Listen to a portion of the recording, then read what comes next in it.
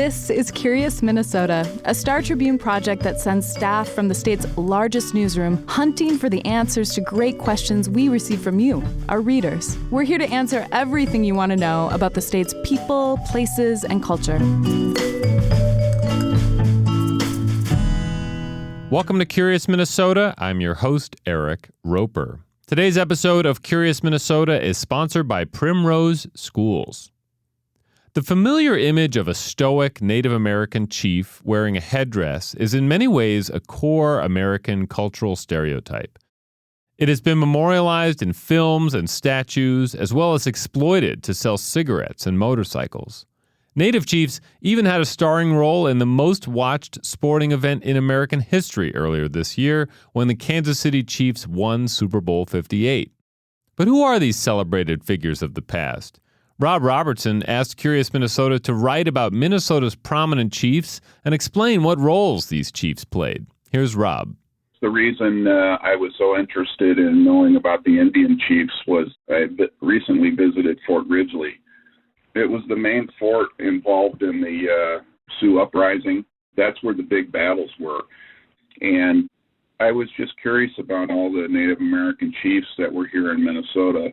It's really hard to find information on any of that. And I thought maybe, Curious Minnesota could come up with something very interesting, and you guys really did. Thanks to Rob for that question. Joining me today is graphics artist Mark Boswell, who wrote a story on this topic for Curious Minnesota.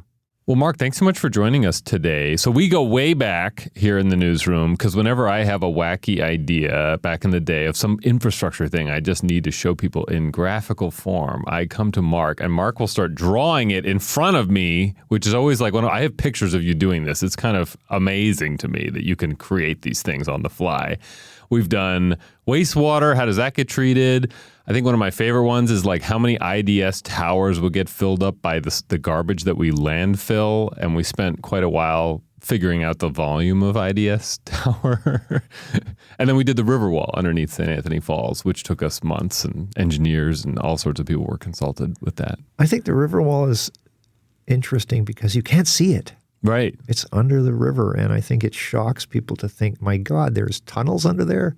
So that it was the perfect example of all the things you were describing to do in graphical form. You can't take a picture of it. Yeah. So to your background specifically, because it relates to this story, and you were really drawn to this question, tell us a little bit about where you grew up, because you grew up in Minnesota on a reservation. I'm an enrolled member of the White Earth Nation. I grew up in northwestern Minnesota on the White Earth Indian Reservation, if you can imagine someplace north of Detroit Lakes and west of Itasca Park. Mm-hmm. Really pretty area, lots of lakes and tree cover, and then out on the west it turns into prairie and farmland, so it's a big mix of biomes there. And how did you learn about Native history growing up? I kind of did it piecemeal, but it was always there. In the summer you'd go to powwows, or, my grandma did beadwork, stuff like that. So there was a lot of pride in craft and heritage. You eventually started learning about some of these chiefs and things like that? The history is a little bit more hidden, but for anybody interested, it is there. And it was quite a bit later that I kind of got interested in that. And then later on I worked for a little newspaper in Bemidji, the Ojibwe News. Mm-hmm. And there I kind of really took a deep dive in the history and politics of the region. And you became intrigued by these chiefs. What it sort of drew you to them? I think that it's the sense that they really existed in a really tumultuous time. And one of the more fascinating things are basically photographs of a lot of these chiefs in ceremonial garb with basically eagle feathers that they'd, gotten in battle or doing deeds. And a lot of the things that they hold in photographs are really symbolic. Mm-hmm. So we've already used this word chiefs a couple of times in this conversation, but you point out in the story that this is sort of it's an English word, and the reality is much more nuanced than this sort of singular concept of a chief that we imagine maybe in our minds. Yeah, I think most readers are going to see Indian chiefs as basically warrior types, whereas in the real communities there were other leaders. There were ceremonial leaders. There were basically cultural leaders, a lot of other of these terms that could be leaders were very well respected, but there were also war leaders. So a tribe might have, or a community might have several different chiefs potentially? Yes, and they were all voted in by consensus. There was a real sense of democracy amongst communities where a particular person would be appointed to that position and held it as long as he could with his own persuasion, charisma, doing good deeds. And so things moved along. So a chief could also fall out of favor. Mm-hmm. You note in the story that historically a lot of chiefs kind of followed almost like a monarchy system of hereditary leadership. Yes, there were hereditary warrior clan chiefs, and through a lot of time, they came from that clan and they did a good job. And then that evolved later to more of some of these people leading by personality. Yeah, I think the pressures of colonization, the pressures of an influx of whites coming from the east, the movement of the Dakota and Ojibwe, and then warfare between the Dakota and Ojibwe forced them to change their traditional ways. And amongst the Ojibwe, traditional leadership changed. Right. And let's talk a little bit about, because you mentioned the colonization there. If you're a chief in some of these contexts, it's a very potentially uncomfortable role, right? If you're sort of the spokesperson, depending on which type of chief you are, but if you're sort of a spokesperson and you're cutting deals with these white colonizers, you might not be so popular back home potentially. They were between a rock and a hard place. And a lot of the decisions were hard decisions. And basically for the betterment of the community, decisions that had to be made. Of course, we know now that any political decision, you can find different interpretations of it on both sides. Mm-hmm. So they were in a tough spot. So when we think about Native American chiefs in Minnesota, if you were to ask someone on the street, who's the first person that comes to mind for most people? In Minnesota, the person that comes to anyone's mind who knows a little bit about history would be Little Crow. Okay. Let's talk about why Little Crow has become such a prominent name. To understand that, we have to go to the 1860s and the sort of situation of the Dakota people at that period, right? In the early 1860s, the Dakota were living in pretty desperate means along the Minnesota River Valley, like northwest of Mankato. And they had basically agreed to move there to vacate lands in southern Minnesota so that white farmers could come in and set up shop. And the agreements basically said that we would get payment for ceding these lands. And even the infrastructure was there. But by that time, the United States was deep in the Civil War. Things were not moving along so well, and the Dakota were starving. Okay. So they were in desperate means. And so this sort of leads to the U.S.-Dakota War. I mean, how does that transpire? The war was basically a desperate response to their situation. When you're starving, you're starving. And there was a lot of pressure to group and fight back. And the Dakota knew that there were reserves of food. They knew that there were annuities to be paid to them so they could maintain their livelihood, and it collapsed into open warfare. At first, Little Crow said, let's not do this, but it's also well documented that once hostilities began, he said, I will lead you. He was a warrior. He was a warrior of warrior class, so he did lead them. It eventually, tragically ended with the exile of huge numbers of Dakota from Minnesota. There were a few pockets that remained. They were considered friendlies. And he was banished out west and into Canada and eventually came back, but he was murdered at one point. Wow. Immediately following hostilities, when it was basically put down, thousands of Dakota were imprisoned on an island below Fort Snelling, Pike Island. Right. There are some photographs of hundreds of teepees down there. Right. And they were there for a long time, and a lot of people died, starvation and disease. Terrible. And we should point out that a number of years ago, Kurt Brown, who was a reporter here and still writes a history column here, he did a series about Little Crow that was turned into an ebook. So anybody listening that really wants to get into that history, you can check out the Star Tribune's ebook on that topic. I think Kurt Brown did a great job because he had enough time to really get into the texture of the times, the historical situation, and really get into the motivations of the Dakota during the conflict. And it was well done and very balanced. We'll be right back. At Primrose, our balanced learning approach means exploring academic skills and life skills, combining purposeful play with nurturing guidance from teachers, and setting children up for success in future classrooms. Learn more at primroseschools.com/Twin Cities. And we're back. One name that some of us have seen, it's a county and it's a city, is Wabasha. And this also relates to the U.S.-Dakota War. Now, there's a number of Wabashas. You, I think, pointed out Wabasha 2 in your story in particular, but there's 3 of them, and we couldn't get into each history. But tell us a little bit about Wabasha 2, because it relates to the previous story we were just talking about. Wabasha was a well-respected and decorated warrior in his own terms, and had fought and also made lots of decisions for the benefit of his community. During this Dakota conflict in 1862, he basically found himself in a situation where he did not agree with the hostilities and eventually even basically formed a peace party to try to quell the basic slaughter. And I think was a humane decision, a rational decision on his part. Mm-hmm. And, we have this person respected on both sides. So right. It's really an interesting legacy. Yeah.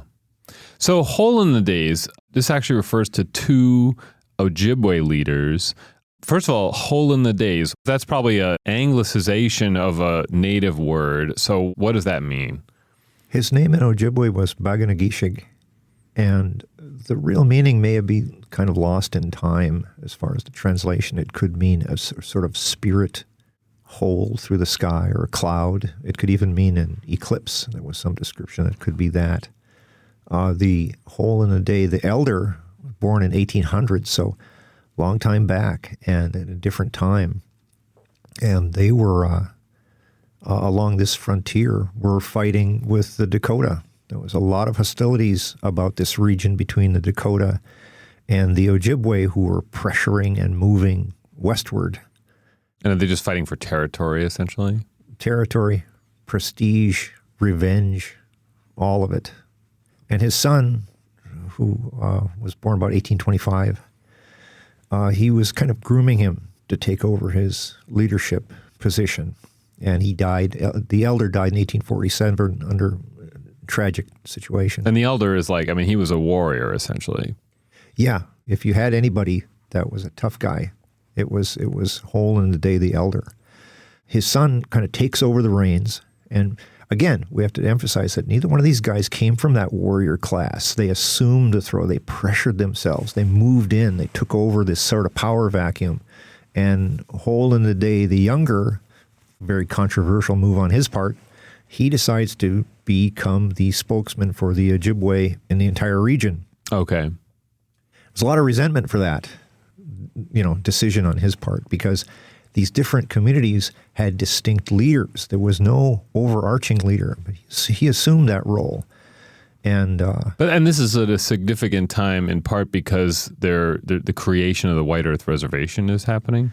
Yeah, there's a lot of pressure to move the Ojibwe out of Minnesota and Wisconsin to some place where they could be managed. Was really the idea. And the White Earth was chosen. It was not a reservation, but they said, let's choose a place where all the resources are there. We can move the Ojibwe and solve that question. And Hole in the Day, the younger, says, wait a minute, we have to take care of a specific element, because there were a lot of corrupt traders.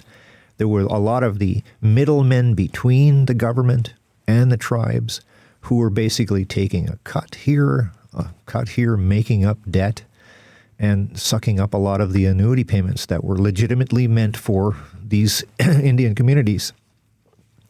Holland Day the Younger really wants to renegotiate and rethink the formation of White Earth, but there were elements that didn't want him involved.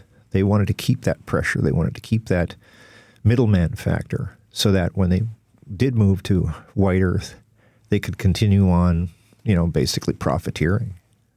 And this results in his downfall? Yeah, he was assassinated.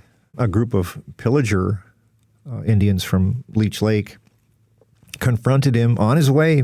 He was leaving on his way to Washington and assassinated him near Gull Lake.